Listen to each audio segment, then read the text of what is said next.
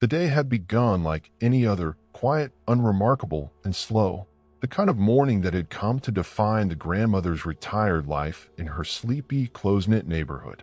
She had lived here for decades, in a house that echoed with the memories of children who had long since grown and moved away, and a husband who had passed too soon.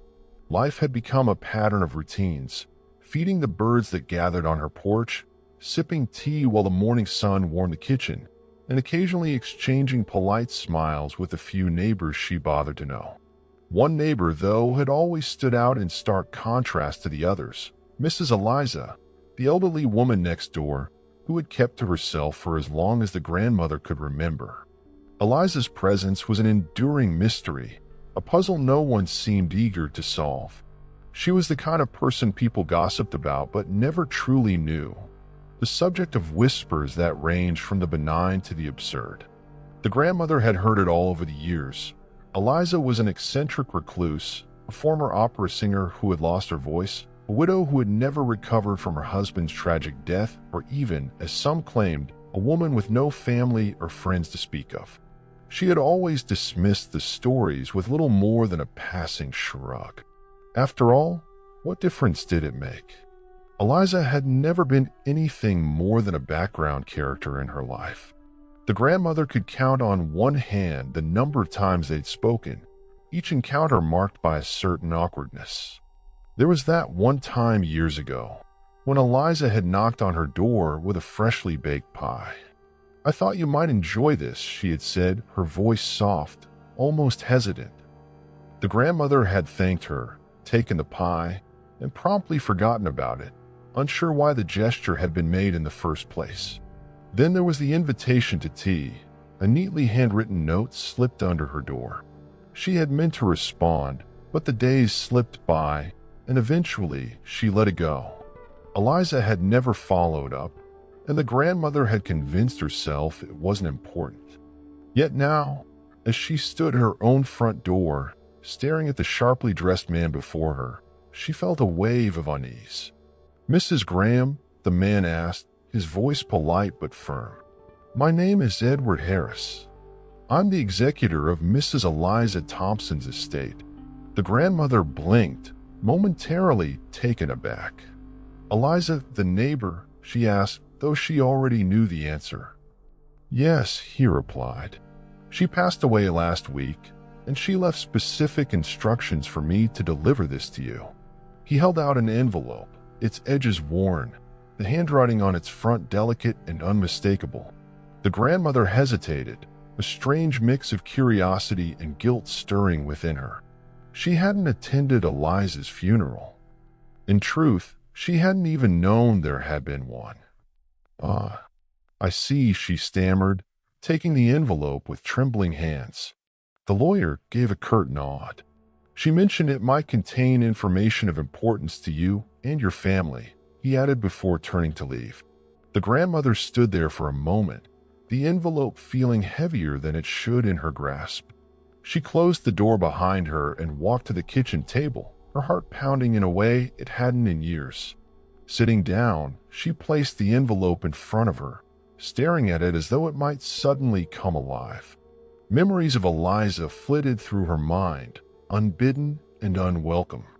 The way Eliza had always seemed to watch her, not in a nosy way, but with a kind of quiet observation that now felt unsettling in retrospect.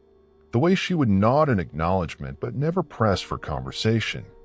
The grandmother had always thought Eliza's solitude was by choice, that she preferred her own company to that of the bustling neighborhood. But now, as she stared at the envelope, she couldn't help but wonder if she had been wrong. Slowly she opened it, her hands trembling as she unfolded the letter inside. The handwriting was as elegant as the script on the envelope, each word meticulously formed. "Dear Mrs. Graham," it began, "if you are reading this, then I have already departed this world. For many years I have carried a secret, one that concerns you and your family. I cannot bring myself to share it while I was alive, but now I believe it is time for the truth to come to light. This secret has weighed heavily on me, and I hope that by revealing it, I can offer you clarity, even if it may bring pain. The grandmother's breath hitched, her eyes scanning the page for answers, though the letter offered none, only more questions. Eliza had mentioned her family, her parents specifically, and hinted at a connection she could not yet fathom. What could this woman, this near stranger, possibly know about her life that she herself did not? The letter ended with a cryptic instruction: "I urge you to visit my home. What you seek lies within." A chill ran down her spine. Eliza's home had always been a mystery, its windows perpetually curtained, its door rarely open to visitors. The grandmother folded the letter carefully, placing it back into the envelope as she tried to steady her breathing. What could Eliza possibly have been hiding? And why would she involve her in it now, after years of silence? The questions swirled in her mind, refusing to settle. She glanced out the window toward Eliza's house, its silhouette stark against the morning light. It stood there as it always had, quiet and unassuming, yet now it seemed to hum with an energy she had never noticed before. For the first time in years, the grandmother felt something stir within her, a need to understand, to uncover the truth. Eliza, the woman she had ignored and dismissed, had left her puzzle to solve, one that could change everything she thought she knew about her family. As the weight of the letter pressed on her heart, she realized there was no turning back. The past was calling, and whether she liked it or not, she would have to answer. The following morning, the grandmother stood at the edge of Mrs. Eliza's overgrown garden, clutching the key the lawyer had given her. The house seemed even more foreboding up close, its peeling paint and weathered shutters giving it an air of abandonment. It struck her that, for all the years she had lived next to Eliza, she had never truly looked at the house. It had always been a backdrop to her own life, a shadow she'd ignored. But now, standing on the cracked stone path, she couldn't help but feel the house was watching her, waiting for her to cross its threshold. Her fingers tightened around the key, the cold metal biting into her palm as she forced herself to take a step forward. The door creaked open with a sound so loud it made her flinch. The air inside was thick with dust, carrying the faint scent of lavender and something earthy she couldn't quite place. The entryway was cluttered but organized, filled with trinkets and photographs that spoke of a life she had never imagined for Eliza. A brass coat rack leaned precariously in a corner, its hooks adorned with scarves and hats that looked decades old. A small table by the door held a neatly arranged pile of mail, untouched, and a porcelain vase filled with dried roses. The grandmother felt a pang of guilt as she realized how little she had ever considered Eliza's life beyond the occasional glance across the fence. The letter had mentioned that what she sought was inside this house, but it offered no further guidance. She hesitated, unsure where to begin, before her gaze settled on a narrow hallway leading deeper into the home. Her footsteps echoed softly on the wooden floorboards as she ventured further, her eyes darting to the framed photographs that lined the walls. Most were black and white, depicting a younger Eliza with an air of elegance and poise. In one photo, she stood beside a man in a military uniform, their smiles bright and carefree. Another showed her cradling a baby, her expression tender but tinged with sadness. The grandmother paused in front of that photo, her fingers brushing the glass. She had never known Eliza had a child. The hallway opened into a modest living room, its furniture draped in white sheets that gave the space an eerie stillness. A grand piano sat in one corner, its surface layered with dust but still gleaming faintly in the dim light. Bookshelves lined the walls, crammed with volumes of every size and color.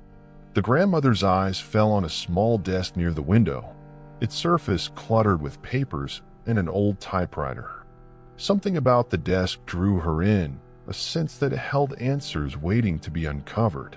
She approached it cautiously, her fingers trembling as she sifted through the papers. Among the clutter, she found a sealed envelope addressed to her. The handwriting was identical to the letter she had received the day before, precise and elegant. She tore it open with a mix of apprehension and urgency, her breath hitching as she read the words inside. "You must think I was a stranger to you. But the truth is, I have known your family for longer than you can imagine. I knew your parents, and I knew the sacrifices they made to give you the life you have now. What you find here will explain everything." The note ended with an instruction to open a specific drawer in the desk. With a racing heart, she pulled open the drawer, revealing a stack of old letters tied with a faded blue ribbon. The topmost letter was addressed to her father in a handwriting she didn't recognize, and the return address was none other than Eliza's. Confusion swirled in her mind as she untied the ribbon and began to read.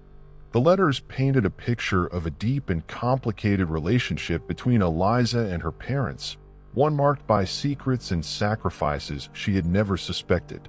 Eliza had been a close friend of her mother, a confidant who had stood by her side through moments of heartbreak and despair. But the letters hinted at something more, a betrayal, a decision that had altered the course of their lives forever. One letter in particular stood out, its tone more urgent and filled with regret. "I never meant for things to turn out this way," Eliza had written. "But I had to protect her, even if it meant losing everything. You must understand, I did it for her sake, for the sake of the family she didn't even know she had." The grandmother's hand shook as she tried to piece together the fragmented story. Protect who? From what? The letters offered glimpses into a past she had never been told, but they left more questions than answers. Her search continued as the hours passed, the house yielding its secrets slowly, as if reluctant to let go of the truth. In a locked chest beneath the bed in Eliza's room, she found a collection of photographs, each one more shocking than the last. There was Eliza, standing beside her mother at what appeared to be a hospital. Another showed her father, much younger, sitting on a park bench with Eliza, their expression serious. But the most startling photo was of a baby, her own baby picture, being held by Eliza herself. The grandmother sank to the floor, clutching the photograph as tears blurred her vision. Why had her parents never mentioned Eliza? And why had Eliza been the one holding her in that picture? The weight of the unanswered questions pressed down on her chest, making it hard to breathe. For years, she had lived next door to this woman, dismissing her as unimportant, only to discover that Eliza had been connected to her life in ways she could not yet comprehend. As the sun began to set, casting long shadows across the room, the grandmother realized she had barely scratched the surface of the mystery. The house seemed alive with secrets, each room holding a piece of a puzzle she was desperate to solve. She clutched the photograph tighter, her resolve hardening. Whatever the truth was, she owed it to herself and to Eliza to uncover it. For the first time in years, she felt a sense of purpose, a drive to face the past and understand the life of the woman she had so long ignored. The grandmother barely slept that night. Her dreams were a tangled web of faces and voices, fragments of memories she couldn't place but felt inexplicably tied to Eliza's revelations. By dawn, she was back in Eliza's house, a thermos of coffee in one hand and a notebook in the other, determined to document everything she found. The air inside the house felt different now, less suffocating, almost welcoming, as though Eliza herself were urging her forward. She began where she had left off, poring over the letters, photographs, and trinkets scattered throughout the house, each item weaving a thread into a story she was desperate to understand. Her focus returned to the letters, specifically those addressed to her parents. The correspondence spanned years, chronicling a relationship that seemed both intimate and fraught.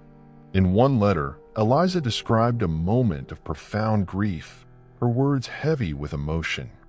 "I stood by her side when she thought her world had ended," it read.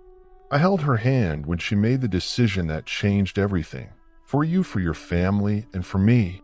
The grandmother's eyes lingered on the phrase, "for you." The implication was clear. Whatever had happened, it had been done for her sake.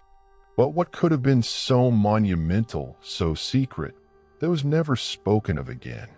As she turned to the next letter, She noticed a faint imprint on the page below, as if someone had written with a heavy hand. She held the letter up to the light, straining to make out the words. It was a date, July 12, 1958, and a name, Willow Creek Sanitarium. The grandmother's stomach dropped. She had heard of the place before, though only in whispers. It was an old facility, long since closed, rumored to have housed patients with troubled pasts. Why would Eliza have mentioned such a place? And what connection did it have to her family? Determined to find answers, the grandmother decided to visit the local library, a place she hadn't set foot in for years. The librarian, a kindly woman with a sharp memory for the town's history, raised an eyebrow when the grandmother mentioned Willow Creek. "That's a name I haven't heard in ages," she said, pulling a dusty volume from the shelves. It was a hospital for women back in the 50s and 60s, though its reputation wasn't exactly sterling. Some said it was a refuge for unwed mothers. Others whispered about scandalous cover-ups. She handed the book to the grandmother, her expression cautious. "You'll find what you're looking for here, but be prepared. It's not a pleasant history." The grandmother flipped through the book, her fingers trembling as she came across a faded photograph of the hospital. There in the background stood two familiar figures, her mother and Eliza, side by side, their faces drawn but determined. The caption beneath the photo read, "Patients and staff at Willow Creek, July 1958. The grandmother's heart raced. Why had her mother been there? And why had Eliza been with her? The questions burned in her mind as she checked the book out and hurried back to Eliza's house, desperate to piece together the fragments of the story.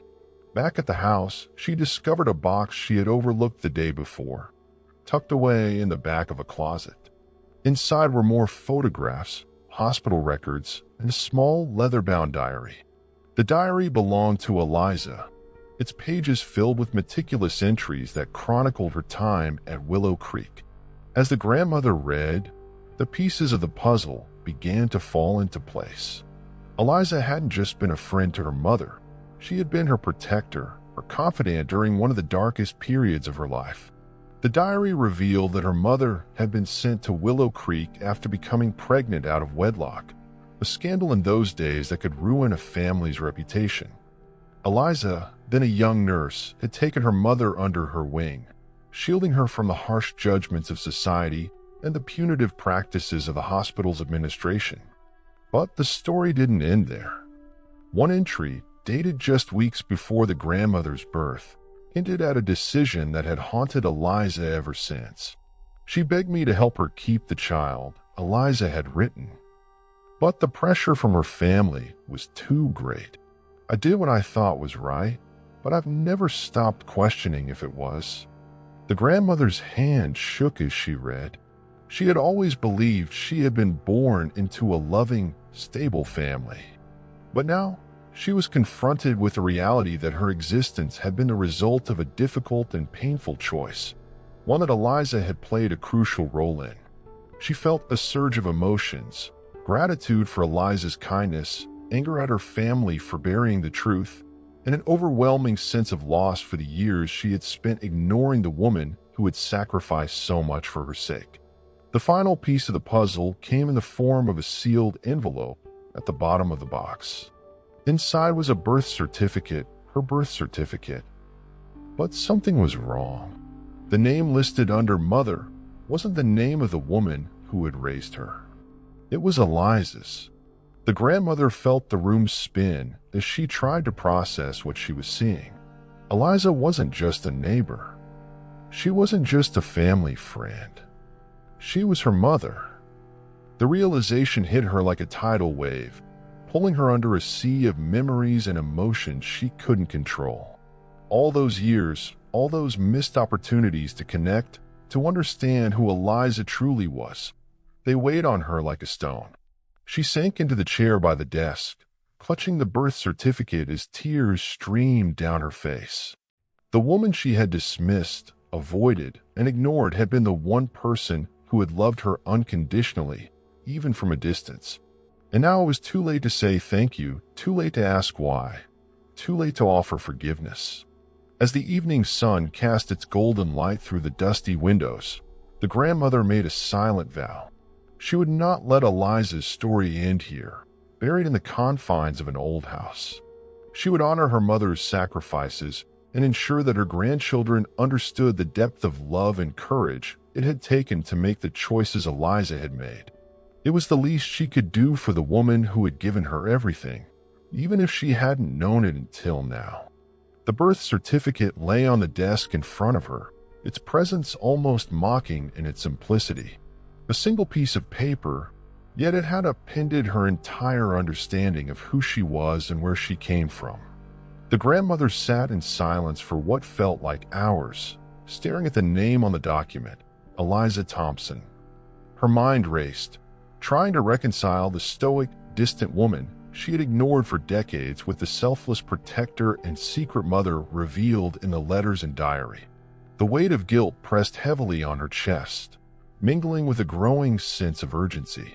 Eliza had carried the secret to her grave, but why? And why had her parents, the people she had trusted to tell her the truth, built their lives around a lie? Unable to sit still, she rose from the chair and began pacing the room. Memories of her childhood surfaced, unbidden and fragmented, each one tinged with a new sense of doubt. She thought of her mother, no, the woman she had thought was her mother, and the peculiar distance that had always existed between them.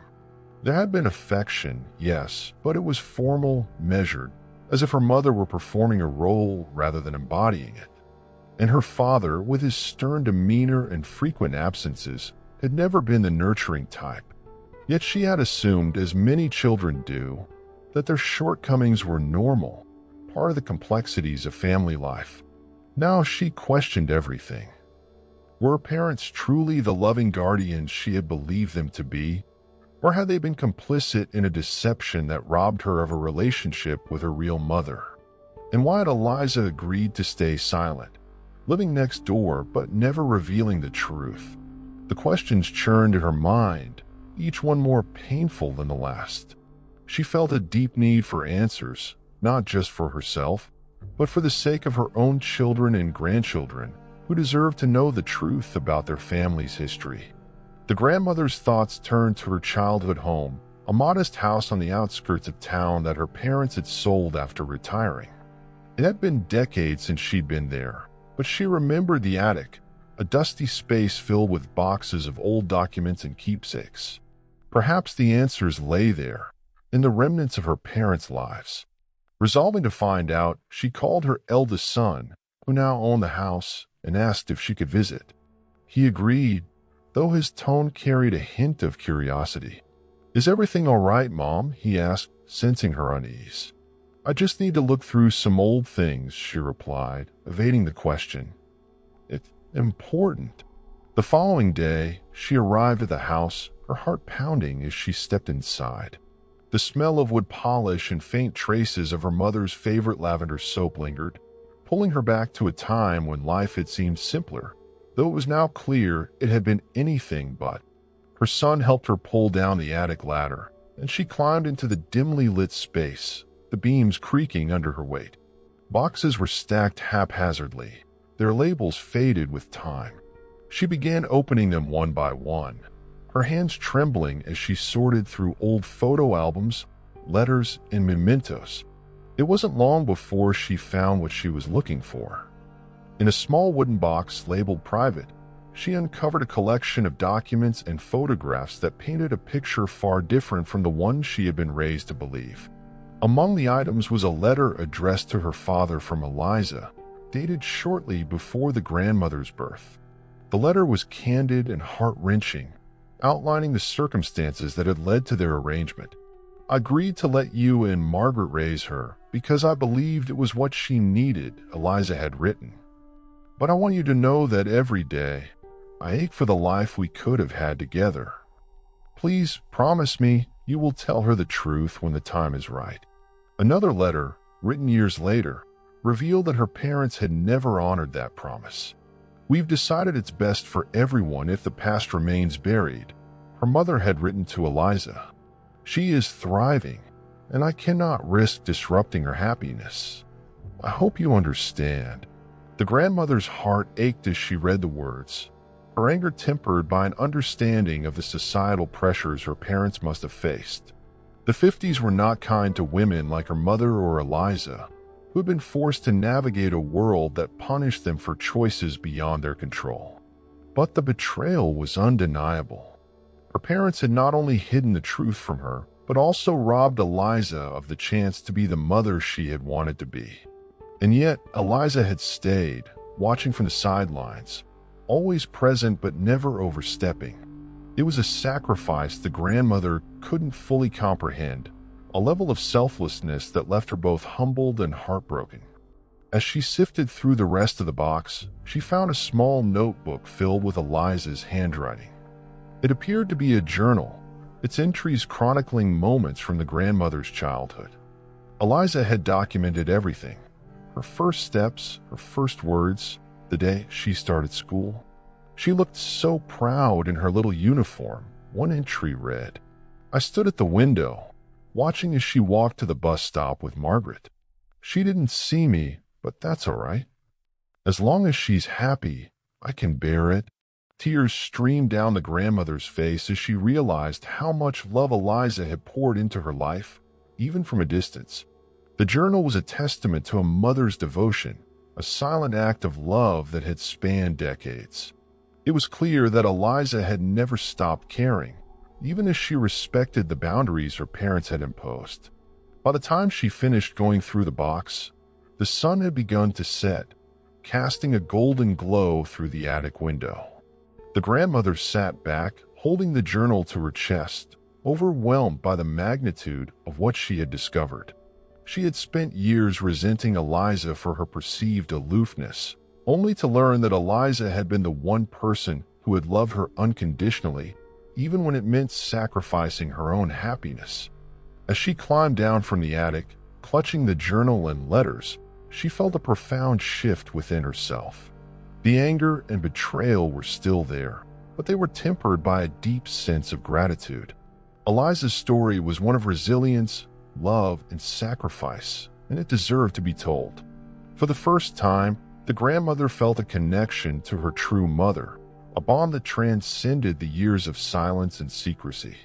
She left the house that evening with a renewed sense of purpose. The journey wasn't over. There were still questions to be answered, relationships to mend, and truths to share. But for now, she carried Eliza's legacy in her heart, determined to honor the woman who had given her everything, even at great personal cost. The grandmother spent the following days consumed by the revelations she had unearthed. Her thoughts swirled with conflicting emotions: anger toward her parents, guilt for ignoring Eliza, and an aching sadness for the love that had been withheld from both of them. Each morning, she returned to Eliza's house, combing through its remaining secrets with the meticulous care of someone determined to uncover every detail.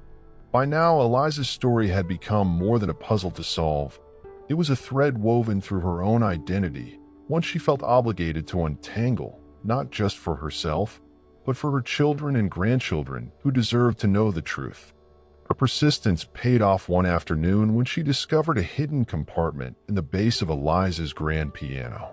She had almost given up searching the instrument when her hand brushed against an uneven panel. With some effort, she pried it open, revealing a small, velvet-lined box.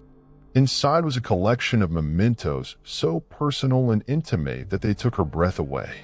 There was a lock of baby hair tied with a pink ribbon, a tiny pair of knitted booties, and a silver locket engraved with the initials N.G., Eliza Thompson, and Margaret Graham, her mother. At the bottom of the box was a folded letter that seemed different from the others she had found. The handwriting was shakier, the ink smudged in places as though written in tears. The grandmother unfolded it carefully, her heart pounding as she read Eliza's final words to her. "My dearest Evelyn," the letter began, using her full name in a way that only her parents had ever done. "If you are reading this, then you have discovered the truth I could not bring myself to tell you. Please forgive me for the silence I kept and for the years I spent hiding behind the walls of this house. I want you to know that it was not because I didn't love you, but because I loved you too much to risk losing you." The grandmother's hands trembled as she continued. Eliza's words revealed the depth of her sacrifice. She had stepped aside at Margaret and her father's insistence, convinced it was the only way to ensure Evelyn would grow up with the stability and opportunities they believed Eliza could not provide. She had agreed to their terms, even as it broke her heart, on the condition that she could remain close by, watching from a distance as Evelyn grew. "I saw every milestone, every triumph, and every tear Eliza had written. I wanted to be the one to hold you, to comfort you, to tell you how proud I was of the person you were becoming. But instead, I remained in the shadows, a spectator in the life I should have shared with you. I hope you can forgive me for not being braver, for not fighting harder to claim my place in your life."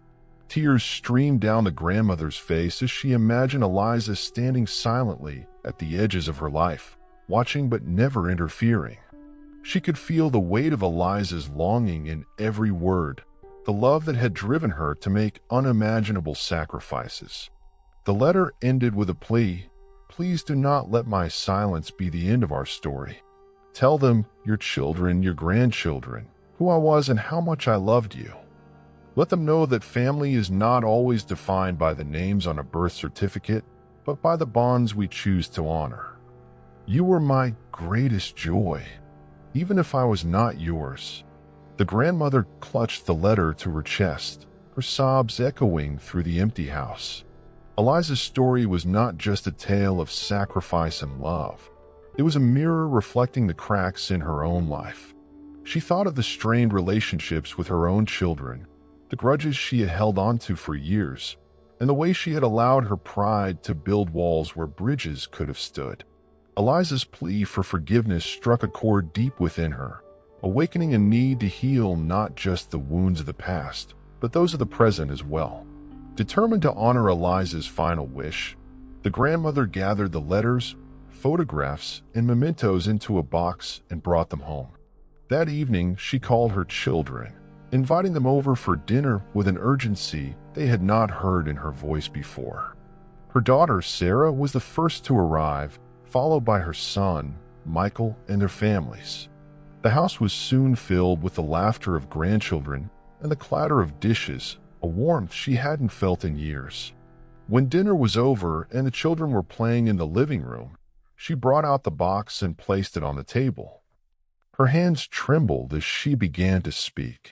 "There's something I need to tell you," she said, her voice breaking slightly. "It's about our family, about my past, and about someone I owe more than I can ever repay." She shared Eliza's story with them, her words weaving together the fragments of a life that had been hidden for so long.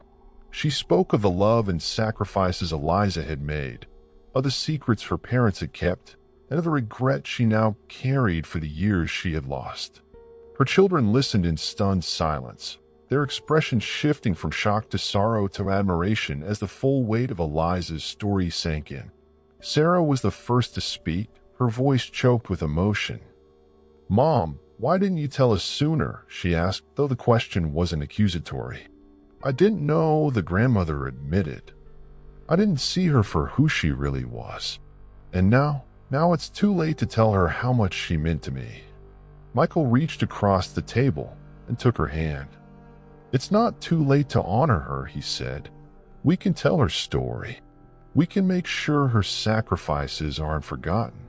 His words brought a sense of hope that had been absent for days, a reminder that while the past could not be changed, the future was still unwritten. That night, as the family lingered around the table, sharing memories and making plans to preserve Eliza's legacy, the grandmother felt a sense of peace she hadn't known in years. Eliza's secret had come to light, not as a burden, but as a gift, a chance to reconnect with her family, to heal old wounds, and to ensure that love and sacrifice would be remembered for generations to come. In the weeks that followed, the grandmother found herself at a crossroads. Eliza's story had opened a door not just into her family's past, but also into her own heart. For years, she had held grudges against her children, let relationships with old friends falter, and allowed pride to keep her from mending the fractures in her life. Eliza's sacrifice was a stark reminder of the fleeting nature of time and the weight of unspoken words.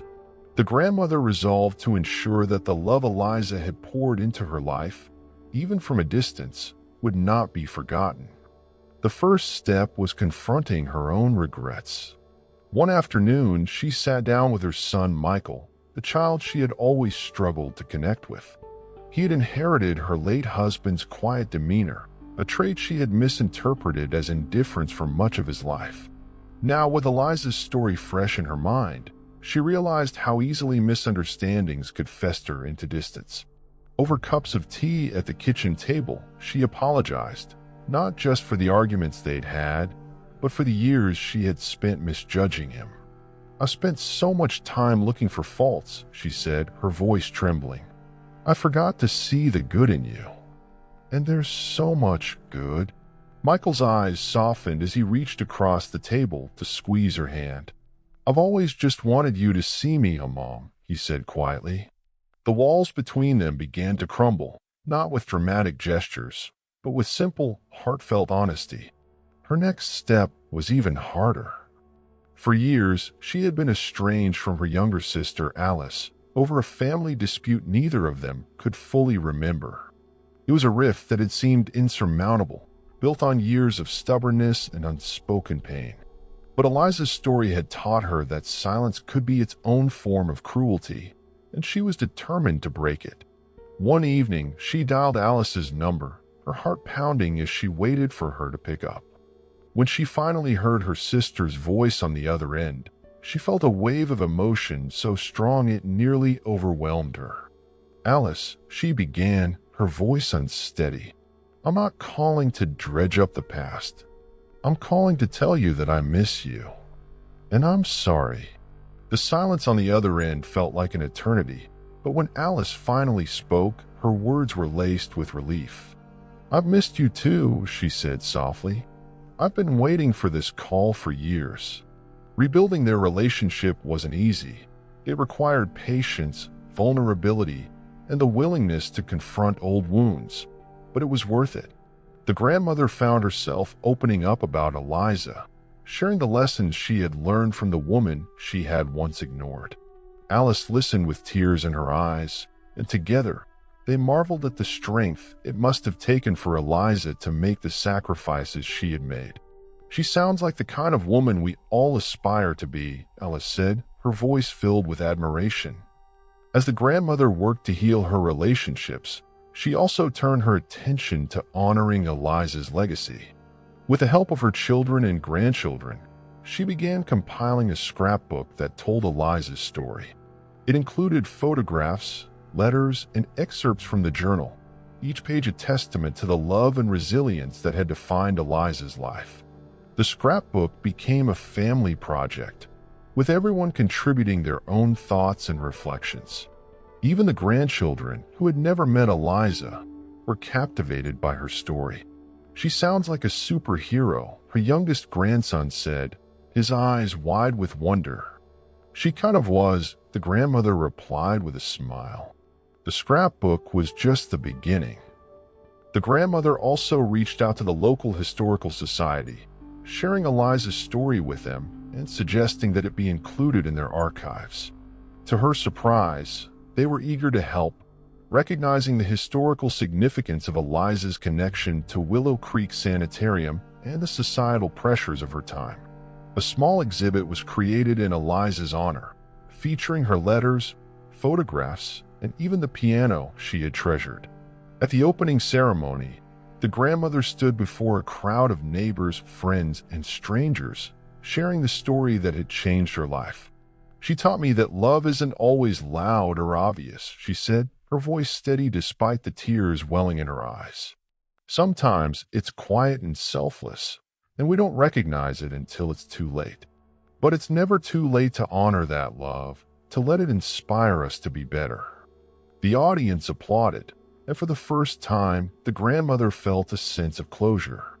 Eliza's story was no longer hidden. It was alive, resonating with everyone who heard it. The final chapter of her journey came in the form of a letter she wrote to Eliza, a letter that would never be delivered but needed to be written nonetheless. Sitting at her desk one evening, she poured her heart onto the page. "Dear Eliza," she began, "I don't know if you can hear me, but I hope you can feel the love I'm sending your way. I spent so many years not seeing you, not appreciating the sacrifices you made for me. And for that, I am deeply sorry. But I want you to know that your story has changed me. It has brought my family closer together. It has healed wounds I thought would never mend. And it has taught me what it truly means to love selflessly. You gave me life, and now I am living it with a heart full of gratitude for you." She folded the letter and placed it in the velvet-lined box with Eliza's mementos. It felt fitting, as though she were giving something back to the woman who had given her so much.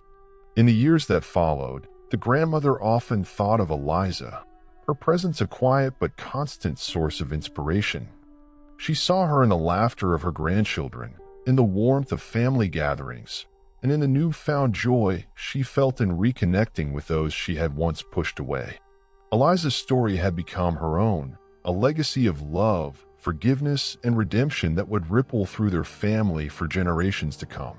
And though Eliza was gone, her spirit lived on in every act of kindness, every moment of reconciliation, and every bond that was strengthened by the lessons she had left behind.